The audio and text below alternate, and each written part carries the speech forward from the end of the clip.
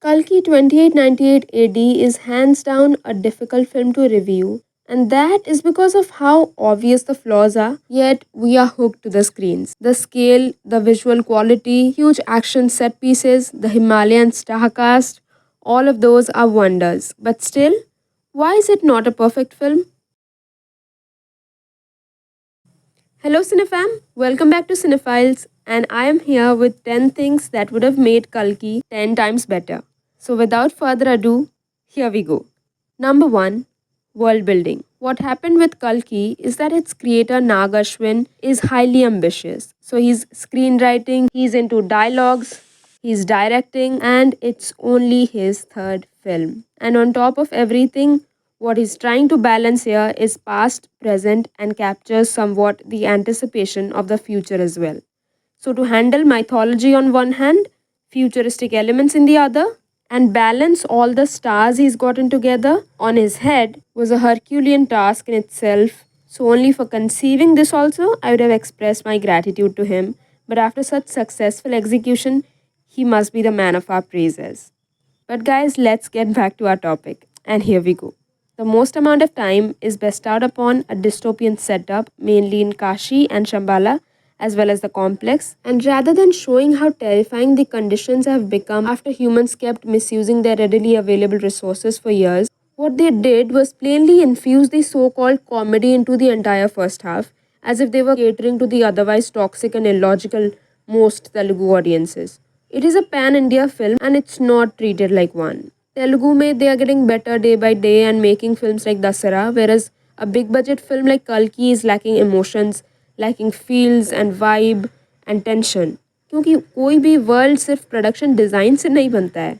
Don't get me wrong, many minor characters are connected within the story and are very well treated too, but we can't personally connect with them, and with that, here's why is it so.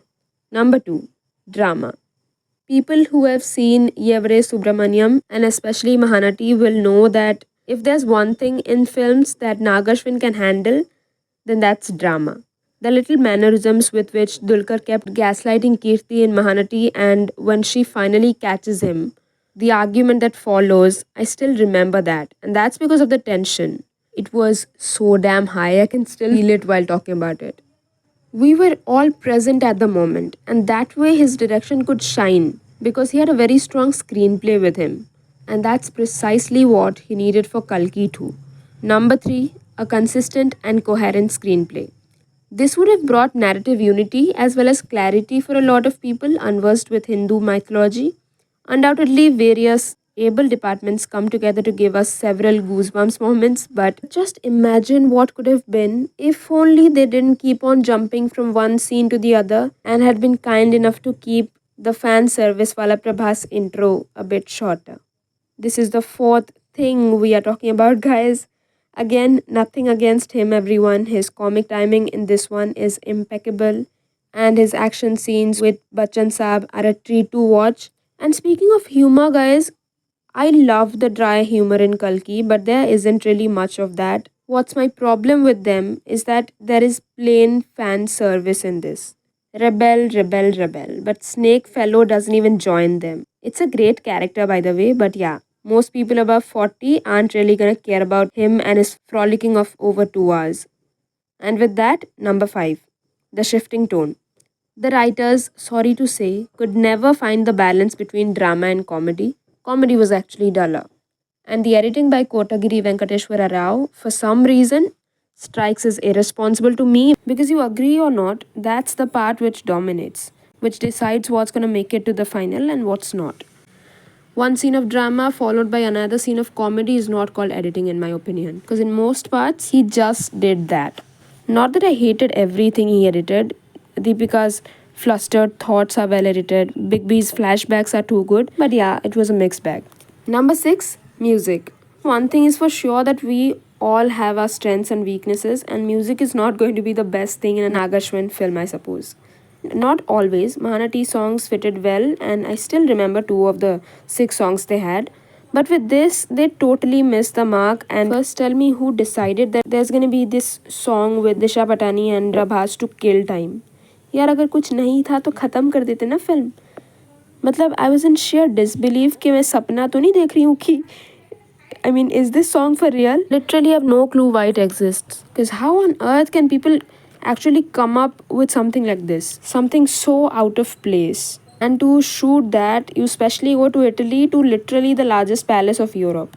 All of this for what? I only feel pity when good creators have to force feed unwanted portions like these only to be hailed for their so called commercial success. Plus, that song in Shambhala, it had zero feel, but I must say that the background music is pretty solid and the score for Prabhas is good. The only thing that fits well with the world of Kalki is Bhairava Anthem by Diljit, literally born to win hearts, and he can never go wrong, I guess. But what's currently breaking my heart is on number 7. It's that कि मुझे कल्कि का एक भी dialogue याद नहीं आ रहा है. मतलब यार इतना फॉरगेटेबल डायलॉग कोई कैसे लिख सकता है भाई. मतलब ओकेश थे, काफ़ी बेटर हो सकता था मेरे ओपिनियन में. नंबर 8 पे चलते हैं and that's Deepika, the most important character of Kalki but also the most underwritten and inexplored one. Her character should have been given more thought, more screen time, along with proper staging and reasons as to how horribly she grew up, like an experiment rat and not at all like a human, which deprives her from the experiences of a real person. We don't see what she has missed in her life, and this is such a missed opportunity for the team to show how the complex has been and grown into a horrible place in all those years that she has lived in it. So she should have been a character of utmost importance with all these rather than just being the chosen one. There's just one thing to her personality, and honestly, it's not too relatable. And I think a character of that stature demands depth. Another thing that could have increased the tension or dramatic effect or had people to care more about the story are better conflicts. Saswata Chatterjee is probably the biggest antagonist in the film after Kamal Hassan, who gets barely 2 scenes, kills it absolutely, star power on the charts, baby. But Mr. Chatterjee, he's portrayed in such disinterested light that you begin to question yourself if he's the same person who made you shit your pants in Kahani. And not just him, generally, also in every subplot, the stakes should have been higher. And lastly, what we have is the first half curse. Yes, I would call it that. Hand on God, first half was messy. What I think is that the derivative elements are just too distracting. I never thought I'd say this, but here we are. It was like a whole brainstorm session for me. Rather than enjoying it, my mind was constantly exercising about, this part is literally the concept of The Handmaid's Tale. This is so Dune of them. This looks exactly like Mad Max. Or this heart banging is from Black Panther. To feel like that, it was annoying, to be honest. We would have been better off with our own stuff, and I wish they explored it more. If not anything, a little bit more from Mahabharata or less of Prabhas's fan service wouldn't have hurt anyone. But we have what we have, and I absolutely respect it. And one more thing, guys, I don't think finance का इस्तेमाल इन्होंने सही से दिमाग लगा के किया है. मतलब व्हीकल्स और वेपन्स ये सब तो कुछ अच्छे VFX आर्टिस्ट को बुलाकर थोड़ा बहुत लाइव एक्शन इंक्लूड करके भी आराम से कर सकते थे बजट के अंदर, और ध्यान इनको वर्ल्ड बिल्डिंग और इमोशंस पे देना था. पर यार कल्कि के बाद everyone's gonna give Nagi a mediocre certificate, because for many people who are not from South India or not much into South films, this is the first film where they are watching his work and he's not in his best form. That's a bit saddening, to be honest. And not like I didn't like the film entirely. I loved a lot of things in Kalki. The Roman Empire to the World War imagery, the right emotional chord that they struck with Bujji, the staging of the fights between Prabhas and Mr. Bachchan, and plenty of other things. But that's not the matter.